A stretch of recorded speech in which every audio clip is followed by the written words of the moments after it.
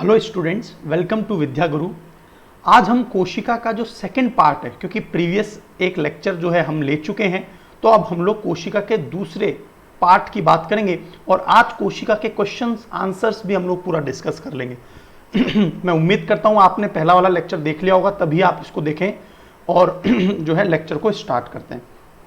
तो let's continue with this slide. तो देखिए यहाँ पर आपको मैंने जो है प्रीवियस लेक्चर में यहाँ पर आपको जो है यहाँ पर मैंने आपको छोड़ा था। तो देखिए सबसे पहले तो मैं अपना मार्कर ले लेता हूं।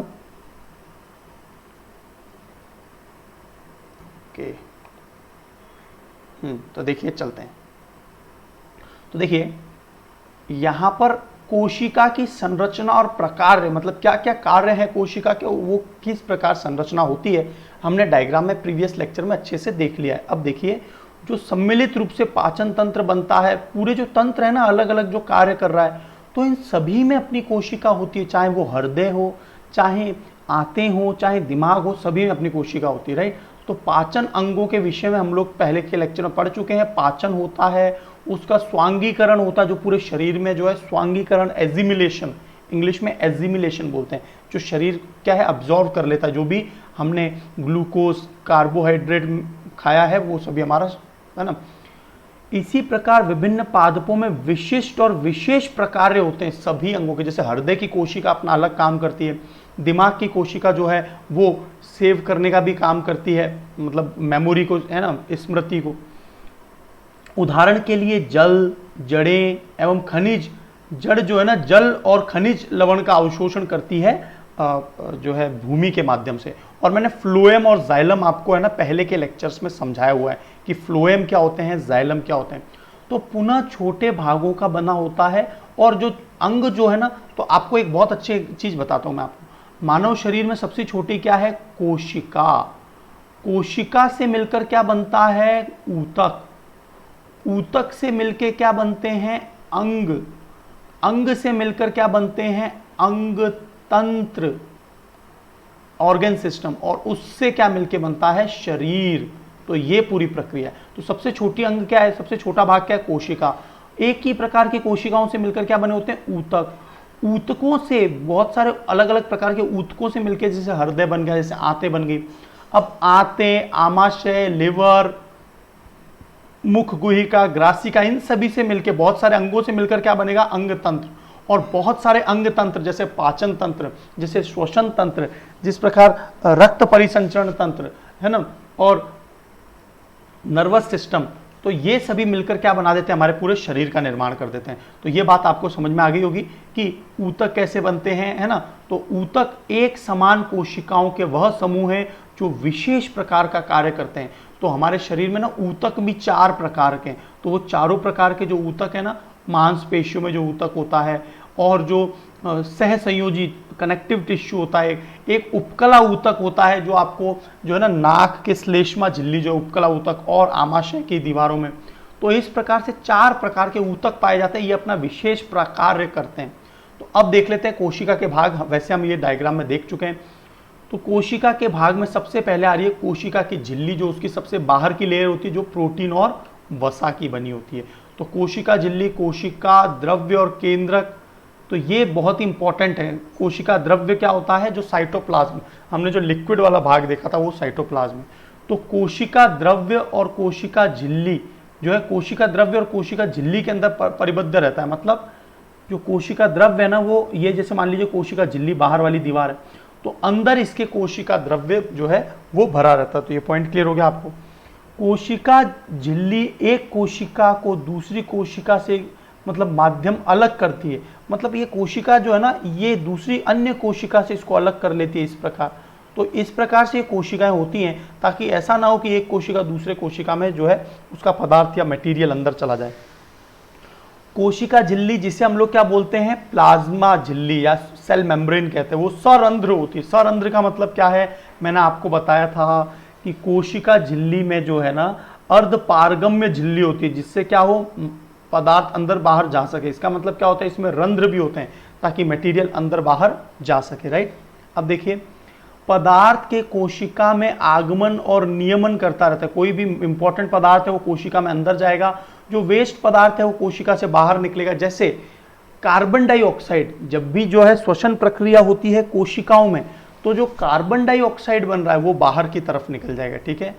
तो किसी कोशिका के मूल संघटकों का प्रेषण जो है प्याज को लेकर कर सकते हैं। प्याज के अंदर चारों तरफ जो है ना, इस तरह से प्याज के अंदर एक केंद्रक होता है, ये मान लीजिए पूरा एक कोशिका ये, तो इसके अंदर एक केंद्रक है। सबसे बड़ा कोशिकांग कौन सा होता है? केंद्रक। और भी माइटोकॉन्ड्रिया, क्लोरोफिल वगैरह ये सब इसमें पाए जाते हैं।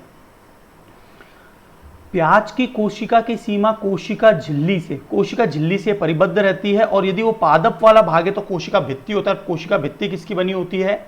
सेल्यूलोज की बनी होती है, राइट।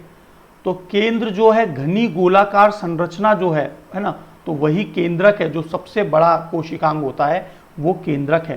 केंद्रक और कोशिका झिल्ली के मध्य में, कोशिका झिल्ली के बीच में अंदर की तरफ स्थापित रहता है, ठीक है। तो ये पॉइंट्स आपको क्लियर हो गए। अब देखिए, अब ये जो है ना पौधों में कोशिका भित्ति क्यों आवश्यक है, तो देख लीजिए भी पता चल जाएगा। कोशिका झिल्ली कोशिका को एक आकार प्रदान करती है। जंतु कोशिका में, ये पादप कोशिकाओं में भी होती है, जबकि पौधों में कोशिका झिल्ली अतिरिक्त उनको क्या है, बाहरी मोटी दीवार, क्योंकि क्या है, बाहर के आवरण से बचाने के लिए कोशिका भित्ति होती है, सेल वॉल होती है, वो जो है बाहरी आवरण को हार्ड लेयर होती है ना। हमारी कोशिका की तुलना में इसका भित्ति मोटा होता है, ठीक है। कोई भी देखो क्या है, पादप जो है वो बाहर रहते तो ताप में जो इतना विशाल का परिवर्तन होता है, रात इतनी ठंडी दिन इतने गर्म होते हैं, तीव्र गति से चलने वाली वायुमंडलीय नमी उसके ऊपर न लग जाए, तो इस प्रकार की सुरक्षाओं को प्रदान करने के लिए ही पादपों में अलग से कोशिका भित्ति पाई जाती है। तो कोशिकाओं का प्रेषण जो है ना, हम अलग अलग पत्तियों पे करते हैं। तो इसमें कुछ पत्तियां बताइए, आप बता सकते हैं। ट्राइडेस्केशिया, इलोडिया और रोइयो नाम की पत्तियों पर हम लोग प्रेक्षण करके पता किया कि कोशिका भित्ति किस प्रकार की होती है ना। तो ये सब, ये देखिए अब आपको ये क्लियर हो रहा है कि जंतु मानव की जो गाल है उस पर जो कोशिका, ये केंद्रक है, ये पूरी एक कोशिका है। इसमें अलग अलग कोशिकांग, माइटोकॉन्ड्रिया, राइबोसोम, लाइसोसोम, अंतःप्रद्रव्य जालिका है ना, तारक का है जिसे हम लोग सेंट्रोसोम बोला था, जो कोशिका के विभाजन में मदद करता है। तो इस प्रकार क्या है कि ये अलग अलग जो है पदार्थ, द्रव्य यहाँ पर मौजूद है ना। तो केंद्रक झिल्ली, ठीक है। तो केंद्रक की भी अपनी एक झिल्ली होती है, वो भी डबल लेयर की, दोहरी झिल्ली की होती है। जिस प्रकार कोशिका की झिल्ली भी क्या है, डबल लेयर की होती है, याद रखना। और इसमें सरंध्र होते हैं ताकि बाहर से जो मटेरियल है इंपॉर्टेंट वो अंदर बाहर जा सके, राइट। कोशिका द्रव्य क्या होता है? जो कोशिका के अंदर इन कोशिकांगों, माइटोकॉन्ड्रिया, लाइसोसोम वगैरह के अलावा जो तरल भरा हुआ है कोशिका में, जेली के समान, तो वही कोशिका द्रव्य होता है। तो कोशिका झिल्ली एवं केंद्रक के बीच में पाया जाता है। कोशिका के अन्य कोशिकांग कोशिका द्रव्य में ही पाए जाते हैं, तैरते रहते हैं अंदर। जैसे माइटोकॉन्ड्रिया, मैंने बताया था आपको, ये कोशिका का शक्तिगृह, गोल्जी का है कोशिका का यातायात प्रबंधक, ट्रांसपोर्ट मैनेजर। राइबोसोम प्रोटीन की फैक्ट्री होते हैं, पता होगा, अंतःप्रद्रव्य जालिका में। तो ये सभी अगली क्लास में, लेकिन मैंने आपको डायग्राम में समझा दिया था। केंद्रक सजीव कोशिकाओं का एक महत्वपूर्ण संगठक है। केंद्रक सबसे इंपॉर्टेंट है, ब्रेन ऑफ द सेल कहते हैं। गोलाकार होता है, कोशिका के मध्य भाग में स्थित होता है और सूक्ष्मदर्शी से आसानी से देखा जा सकता है क्योंकि ये बहुत बड़ा होता है। केंद्रक की भी अपनी एक झिल्ली और आवरण होता है जो अन्य कोशिकांग से इसको अलग रखता है। केंद्रक के बीच में पदार्थ पाए जाते हैं और आवागमन, जो पदार्थ जा रहे हैं वो आ रहे हैं, वो आ सकते हैं। और इसी में जो है ना क्रोमोसोम्स पाए जाते हैं, जो गुणसूत्र बोले जाते हैं ना, क्रोमोसोम्स। तो क्रोमोसोम्स इसी में पाए जाते हैं जो माता पिता से एक पीढ़ी से दूसरे पीढ़ी में जो गुण प्रदर्शित होते हैं, आगे जो वाहक का काम करते हैं, वो भी गुणसूत्र इसी में पाए जाते हैं। तो उच्च आवर्धन क्षमता वाले सूक्ष्मदर्शी से इसको आसानी से देखा जा सकता है। तो केंद्रक और न्यूक्लियोल इसे कहते हैं, है ना। तो ये पॉइंट क्लियर हो गया होगा। इसके अतिरिक्त केंद्रक में धागे के समान संरचना भी होती है। केंद्रक में धागे के समान, यही गुणसूत्र है, क्रोमोसोम्स, है ना। ये आनुवंशिक गुणों और लक्षणों को जनक अगली पीढ़ी में स्थानांतरित करते हैं, ट्रांसफर करते हैं, ताकि माता पिता के गुण जो है बच्चे में दिखाई दे, है ना। और इस प्रकार पता भी चल जाता है डीएनए टेस्टिंग से भी। तो देखिए सबसे ज्यादा इंपॉर्टेंट है, उन गुणसूत्रों की जो इकाई है वो जीन है। तो जीनों को, ये क्वेश्चन पूछा जा सकता है, जीन को ही सजीव की आनुवंशिक इकाई, यूनिट ऑफ जेनेटिक्स भी कहा जाता है। यह आनुवंशिक लक्षणों का स्थानांतरण और नियंत्रण करता है। इसका अर्थ है कि माता पिता के कुछ लक्षण उनको प्राप्त होते हैं तो जैसे किसी मादर फादर का भूरी आंख है ना, आंखों की जो है घुंघरालू बाल है, तो ये सभी फलस्वरूप जो है ना बच्चों में भी दिखाई देते हैं। इसीलिए आपने देखा होगा माता पिता के जो बच्चे हैं वो उनके जैसे ही दिखाई देते हैं। तो उसके पीछे कारण है गुणसूत्र में स्थित जीन, और जीन में होते हैं डीएनए। तो देखिए एक और बात बताता हूं मैं आपको, न्यूक्लिक अम्ल, डीएनए होते क्या, न्यूक्लिक अम्ल होते हैं, न्यूक्लिक अम्ल। और न्यूक्लिक अम्ल दो प्रकार के होते हैं, एक तो डीएनए डीऑक्सीराइबोज न्यूक्लिक अम्ल, और एक होते हैं आरएनए। और ये दोनों ही आनुवांशिकी में भाग लेते हैं और जीन इन्हीं के बने होते हैं, डीएनए आरएनए के। तो न्यूक्लिक अम्ल जो है दो प्रकार का होता है, डीएनए और आरएनए, राइबोज न्यूक्लिक एसिड और डीऑक्सीराइबोज न्यूक्लिक एसिड। और याद रखना न्यूक्लिक एसिड के खोजकर्ता जो है वो है फ्रेडरिक मिशर। फ्रेडरिक मिशर, ये बहुत ज्यादा इंपॉर्टेंट क्वेश्चन है। फ्रेडरिक मिशर जो है वो न्यूक्लिक अम्ल के खोज करता है। और जो है अब आगे चलते हैं, तो वंशानुगत जो है आनुवंशिक गुण के अतिरिक्त केंद्रक कोशिकाओं को क्रियाकलाप को नियंत्रण करता है ना। तो देखिए वंशानुगत और क्रियाकलापों को भी कोशिका के नियंत्रित करता है केंद्रक। सजीव कोशिका के समग्र संगठन को जीव द्रव्य प्रोटोप्लाज्म के नाम से जाना जाता है। मैंने आपको पिछले लेक्चर में बताया था कि जो कोशिका द्रव्य है, जो मान लीजिए कोशिका है, तो इस कोशिका की बाहर वाली झिल्ली क्या कहलाती है, कोशिका झिल्ली। अंदर बहुत सारे कोशिकांग है, माइटोकॉन्ड्रिया वगैरह, और कुछ लिक्विड भरा हुआ है। तो ये जो लिक्विड है जिसे हम लोग कोशिका द्रव्य कहते हैं, और जो कोशिकांग हैं इन सभी को, मतलब कोशिका झिल्ली के अंदर वाला समस्त भाग क्या कहलाता है, प्रोटोप्लाज्म या जीव द्रव्य। और जीव द्रव्य जो है ना, इसी को जो है जीवन की भौतिक इकाई कहा था। जीवन जो है ना इस जीव द्रव्य के कारण ही है, और इसी कारण से हमारा समस्त कार्य प्रणाली हो रही है, क्योंकि जो है ग्लूकोज एटीपी में बनता है, प्रोटीन का निर्माण यहां हो रहा है, वसा का निर्माण यहां हो रहा है अंतःप्रद्रव्य जालिका में। तो जीव द्रव्य जो है इसको हक्सले ने जीवन का आधार कहा था। हक्सले नाम के जो वैज्ञानिक हैं उन्होंने जीव द्रव्य प्रोटोप्लाज्म को जीवन का आधार कहा था, और कोशिका के अंदर का समस्त ये भाग जीव द्रव्य कहलाता है। ठीक है, तो देखिए जीवाणु कोशिका जो है उसमें भी केंद्रक होता है, बहुकोशिकीय जीवों में भी केंद्रक होता है। लेकिन याद रखना कि जो स्तनधारी जीव होते हैं, जैसे मानव, जैसे बंदर, जैसे कुत्ता, तो इन सभी के जो आरबीसी हैं उनमें केंद्रक नहीं पाया जाता। ये पॉइंट आपको एक याद रखना है ना, ये पॉइंट आपको एक याद रखना है। इनमें केंद्रक झिल्ली जो है अनुपस्थित होती है, किसमें, जीवाणु कोशिकाओं में जो है ना केंद्रक झिल्ली अनुपस्थित होती है। तो अब मैं आपको एक बहुत इंपॉर्टेंट पॉइंट एक बताता हूं, देखिए ध्यान से सुनिए। जो ये मान लीजिए एक कोशिका है और ये दूसरी कोशिका ले ली मैंने, आपको एक बार फिर से बना देता हूं। ये एक कोशिका है और ये एक दूसरी कोशिका, ये दो कोशिकाएं। तो इसके अंदर भी एक केंद्रक होगा, इसके अंदर भी एक केंद्रक होगा, जिसमें है ना बिल्कुल बराबर एक झिल्ली हो। मान लीजिए केंद्रक के बाहर प्रॉपर पूर्ण विकसित यदि झिल्ली है ना, पूर्ण विकसित यदि झिल्ली है, तो ऐसा जीव जो है वो कहलाता है यूकैरियोटिक। ये यूकैरियोटिक। और जिसमें बहुत अच्छी वाली झिल्ली नहीं है, प्रॉपर झिल्ली नहीं है, मतलब हम केंद्रक को अलग से नहीं देख पाते हैं। तो जो पहले के जीव हुआ करते थे ना, उनके केंद्रक की प्रॉपर झिल्ली नहीं बनी थी। लेकिन जैसे जैसे जो है विकास का क्रम शुरू हुआ, तो केंद्रक के बाहर एक प्रॉपर झिल्ली आ गई। तो वो जिसको प्रॉपर झिल्ली है वो यूकैरियोटिक, और प्रो का मतलब पहले, आदिम काल के। तो अब समझ में आ जाएगा आपको ये वाली बात। तो केंद्रक जो है ना, इनमें केंद्रक सुसंगठित नहीं होता। जिसमें सुसंगठित है वो तो क्या कहलाता है, जिसमें सुसंगठित है वो क्या कहलाता है, तो आपको ये क्लियर हो गया, सुसंगठित। तो देखिए जीवों में केंद्रक की झिल्ली अनुपस्थित हो, ऐसी कोशिकाओं में केंद्रक झिल्ली के बिना होता है, वो प्रोकैरियोटिक है, जो पहले की कोशिकाएं पाई जाती थी। जैसे साइनोबैक्टीरिया, पहले के जो जीवाणु हैं उनमें प्रोकैरियोटिक कोशिका पाई जाती थी। तो कोशिका वाले जीव प्रोकैरियोट्स कहलाते हैं। जैसे जीवाणु, नीले हरे शैवाल, ये जो है इसके उदाहरण है। प्याज की झिल्ली और गाल, हमारे गाल की जो कोशिकाएं वो पूर्ण झिल्ली नुमा, और उसके अंदर जो केंद्रक पाया जाता है वो प्रॉपर जो है उसकी झिल्ली होती है, और ऐसी कोशिकाओं को यूकैरियोटिक्स कहते हैं। तो ये सभी पॉइंट्स आपको एकदम क्लियर हो गए होंगे। अब देखिए तो रिक्तिका भी एक बहुत इंपॉर्टेंट भाग प्ले करता है। मैंने बताया था एंटोनियन ल्यूवेनहॉक ने रिक्तिका को खोजा था, और इसमें जल और लवण होते हैं, और यदि हमें जल की कमी होती है, हमारे शरीर में डिहाइड्रेशन, उल्टी दस्त हो गए, तो हमारी समस्त कोशिकाओं में पानी की कमी हो जाती है, और रिक्तिका वैक्यूल नाम का अंग जो है ना वो सबसे ज्यादा प्रभावित होता है। और पादपों में जो रिक्तिकाएं होती है ना, इसका आकार बहुत बहुत बड़ा होता है। तो देखिए यहां पर आपको क्लियर हो रहा होगा।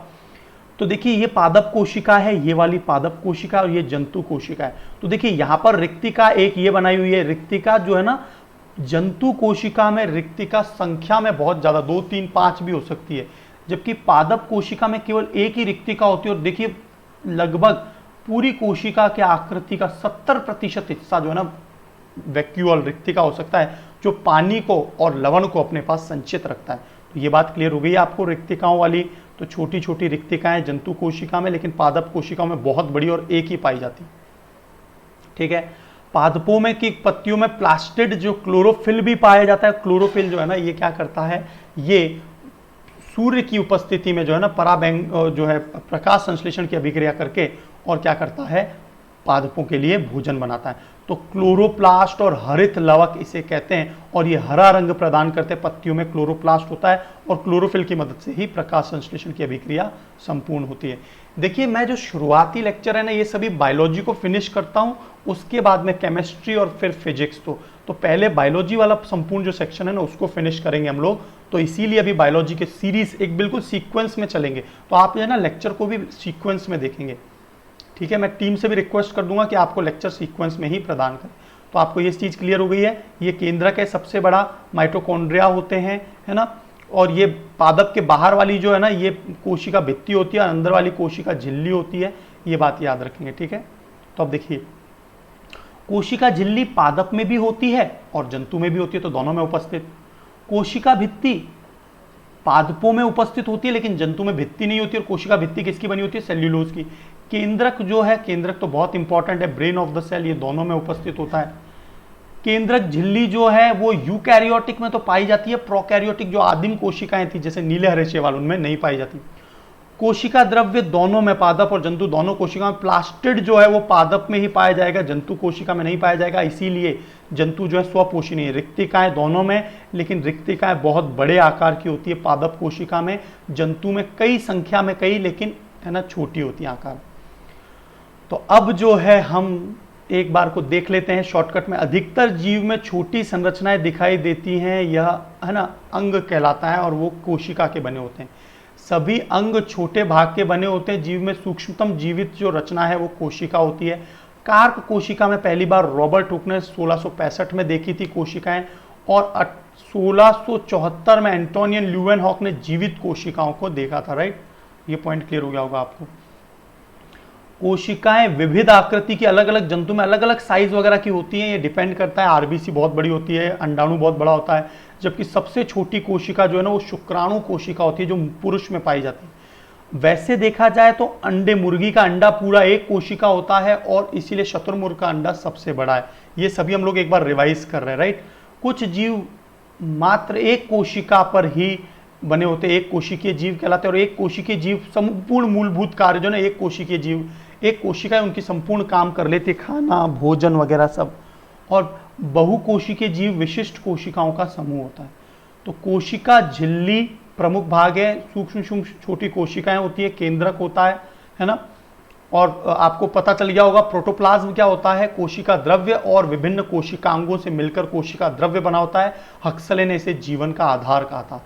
प्रोकैरियोटिक कोशिकाएं जो है उसमें प्रॉपर कोशिका में झिल्ली अनुपस्थित होती है, जो जीवाणु नीले हरे शैवाल में होता है। पादप कोशिका जंतु कोशिका से भिन्न है, क्योंकि कोशिका झिल्ली के बाहर इसमें कोशिका भित्ति पाई जाती है। पादपों की कोशिका में रिक्तिकाएं बहुत बड़े आकार की होती है, संख्या में एक पाई जाती है। और पादप कोशिकाओं में क्लोरोफिल पाया जाता है, ये बात याद रखें। रंगीन संरचना जो पादप में वो प्लास्टिड कहलाती है। प्लास्टिड को जो है क्लोरोफिल भी कहते हैं।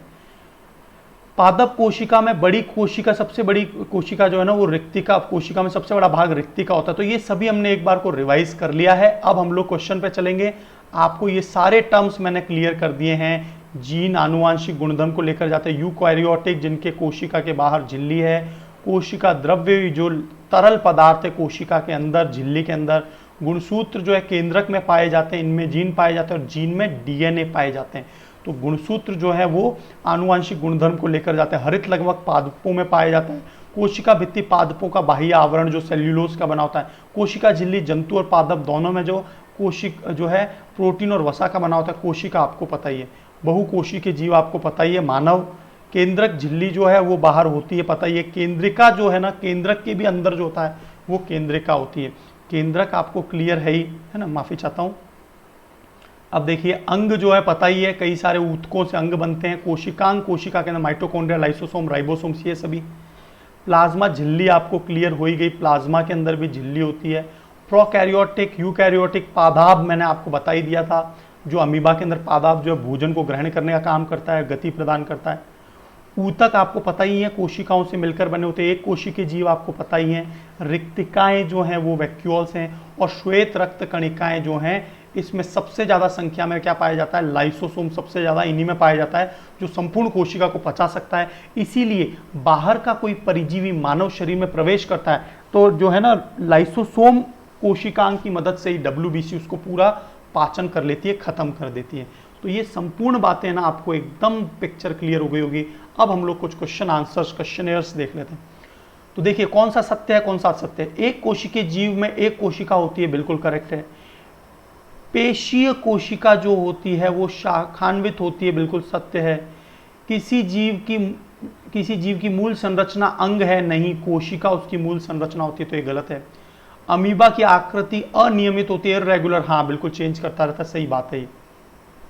मानव तंत्रिका कोशिका का रेखांकित, तो हमने मानव तंत्रिका कोशिका को जो है ना, ये मानव तंत्रिका कोशिका को हम देख सकते हैं, ये रहा मानव तंत्रिका कोशिका, ये रही। तो इस प्रकार तंत्रिका कोशिका होती हैं और जो है ना ये रसायन भेज के आगली कोशिकाओं को बहुत तीव्र, यदि हमको कांटा लगता है तो हमको दिमाग तक संदेश, वैसे जो है ना यदि कांटा लगेगा तो कहाँ तक, स्पाइनल कॉर्ड, हमारी रीढ़ की हड्डी से संदेश वापस जाता है और हम पैर उठा लेते हैं, या गर्म चीज़ लगती है तुरंत हाथ हटा लेते हैं। उसके पीछे जो है ना तंत्रिका कोशिकाएं ही हैं, और सबसे लंबी कोशिकाएं तंत्रिका तंत्र की होती है, राइट। कोशिका द्रव्य जो है अंदर का तरल पदार्थ होता है, वही कोशिका द्रव्य होता है। कोशिका का केंद्रक आपको पता ही है, मैंने बहुत अच्छे से बात कर ली है कोशिकांगों के बारे में, तो ये सभी हमने चर्चा कर ही ली है ना, सभी चीज़ों के बारे में हमने बहुत अच्छे से चर्चा कर ली है। कुछ और प्रश्न उत्तर हैं तो वो देख लेते हैं, वरना हम इन्हीं को डिस्कस कर लेते हैं। तो देखिए कुछ और पे बात कर लेते हैं ताकि कोशिका का संपूर्ण सेक्शन हो जाए। तो देखिए कोशिका के किस भाग में कोशिकांग पाए जाते हैं, तो याद रखना प्रोटोप्लाज्म जो है अंदर, कोशिका झिल्ली का जो अंदर वाला भाग है उसमें प्रोटोप्लाज्म पाए जाते हैं, है ना, ये बात याद रखेंगे। रिक्तिका के खोजकर्ता कौन थे, एंटोनियन ल्यूवेनहॉक। और जो है लाइसोसोम के खोजकर्ता कौन है, डी डुबे। याद रखना लाइसोसोम जो आत्मघाती थैली कहलाती है उसके खोजकर्ता है डी डुबे। डी डुबे ने खोजा था लाइसोसोम, जिसे आत्मघाती थैलियां भी कहते हैं, है ना। अब देखिए पादप कोशिका और जंतु कोशिका का रेखांकित चित्र जो है हमने थोड़ी देर पहले देखा था, वो हम लोग चित्र को जो है ना आपको पता होना चाहिए, पादप कोशिका और जंतु कोशिका में एक चित्र। तो ये डायग्राम है, देखिए इसके बाहर कोशिका भित्ति भी बनाएंगे, झिल्ली भी होगी, केंद्रक भी पाया जाएगा, रिक्तिका सबसे बड़ी होगी, जबकि जो है जंतु कोशिका में केंद्रक सबसे बड़ा होगा, याद रखना, है ना। और इसके बाहर एक झिल्ली पाई जाएगी, माइटोकॉन्ड्रिया, लाइसोसोम, राइबोसोम्स ये सभी बना देंगे। और एक अंतः प्रद्रव्य जालिका होती है जिसको पोर्टर ने खोजा था, जो कि केंद्रक को फिक्स स्थायी आकृति और इस निश्चित स्थान प्रदान करती है। ऐसा ना हो जाए कि वो किसी दीवार में चिपक जाए, इसीलिए केंद्रक जो है ना बीचों बीच रहता है और संपूर्ण कोशिका को है ना कंट्रोल करने का काम केंद्रक करता है। ये पॉइंट क्लियर हो गया होगा। पादप कोशिका और जंतु कोशिका का रेखांकित चित्र हमने देख ही लिया है। यूकैरियोटिक और प्रोकैरियोटिक में अंतर क्या होता है, यूकैरियोटिक बहुत ही मॉडर्न या एडवांस कोशिकाएं, इनके केंद्रक के बाहर प्रॉपर झिल्ली होती है और केंद्रक बिल्कुल अलग रहता है, साफ साफ दिखता है और केंद्रक अपना अच्छे से काम करता है। जो सबसे पहले जो इस पृथ्वी पर जीवन आया था तो प्रोकैरियोटिक कोशिकाओं के रूप में आया था, और जो केंद्रक है उसके बाहर प्रॉपर झिल्ली नहीं पाई जाती। कोशिका में जो है ना क्रोमोसोम और अथवा गुणसूत्र कहाँ पाए जाते हैं, तो क्या बताएंगे, केंद्रक में, केंद्रक में पाए जाते हैं। और देखिए मान लीजिए कोशिका है, ये केंद्रक है, तो इसके अंदर ये ना धागेनुमा संरचना में इस तरह से पाए जाते हैं, और इन धागेनुमा संरचना को ही क्या कहा जाता है, क्रोमैटिन। इन्हीं धागे नुमा संरचना को क्रोमेटिन भी कहा जाता है, याद रखना क्रोमेटिन इन्हें कहा जाता है। ठीक है, तो क्रोमोसोम जो है ना वो आनुवांशिक गुणों को जीनों की मदद से, डीएनए की मदद से क्या है, एक पीढ़ी से दूसरे पीढ़ी में लेकर जाते हैं। सजीवों में कोशिका का मूलभूत, सजीव जो है उसमें कोशिका मूलभूत इकाई है, क्योंकि संपूर्ण जो ऊर्जा, प्रोटीन, वसा, जो भी हमारे शरीर की बाहरी दीवार बन रही है, हमारा शरीर बन रहा है, उन सभी के लिए अलग अलग कोशिकाएं अपना अपना काम कर रही हैं, और इसीलिए वो स्ट्रक्चरल यूनिट है, संरचनात्मक इकाई है। ठीक है, अब देखिए कोश, क्लोरोप्लास्ट या हरित लवक केवल पादप कोशिका में ही क्यों पाए जाते हैं, देखो इन्होंने अपने आप को ऐसा विकास किया है कि ये अपना ऊर्जा जो है ना सूर्य की उपस्थिति में भोजन बना सके। तो धीरे धीरे क्या हुआ, हरित लवक बनता चला गया, और हरित लवक जो है यही जो है हमारे जो जल H2O और पादप जो रंध्रों से कार्बन डाइऑक्साइड लेते हैं उसकी मदद से ग्लूकोज C6H12O6 बनाते हैं, और इसी की मदद से जो है ना सेल्यूलोज, स्टार्च, पोषण बनता है, और उसी स्टार्च को, केले वगैरह को हम लोग खाते हैं। तो चूंकि पादप एक स्वपोषी जीव है और इसीलिए केवल पादप कोशिकाओं में पाया जाता है, मानव जो है एक स्वपोषी जीव नहीं है।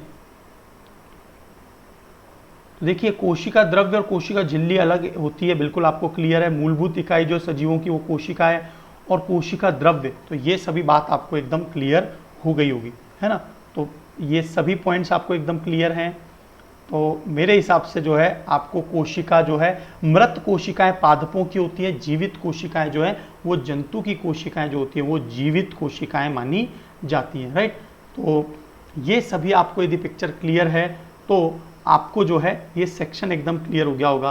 तो मैं लेक्चर को यहीं फिनिश करता हूँ, हमारा ये पूरा सेक्शन जो है ना कंप्लीट हो चुका है। So wish you all the best, God bless you all. मेरे हिसाब से आपको सेल के बारे में संपूर्ण चीज़ पता चल गई होगी। यदि ऐसा लगेगा कि इससे एडवांस मैं बहुत ही बड़े लेवल पे, मैं यूपीएससी लेवल तक, आईएएस लेवल तक भी पढ़ाता हूँ, तो यदि लगता है मुझे कि है ना ये पूरा सेक्शन खत्म हो जाए और ज़्यादा है ना लेक्चर की इन डेप्थ की आवश्यकता है, तो मैं बहुत ही एडवांस लेक्चर भी बना सकता हूँ। लेकिन जैसा मुझे आदेश दिया गया है कि आपको टू बी पॉइंट रहना है, इसीलिए मैं इसी प्रकार से पढ़ा रहा हूँ कि आपको जो है जो लोअर क्लासेज हैं उन्हीं के बारे में मैं संक्षिप्त जानकारी दूँ।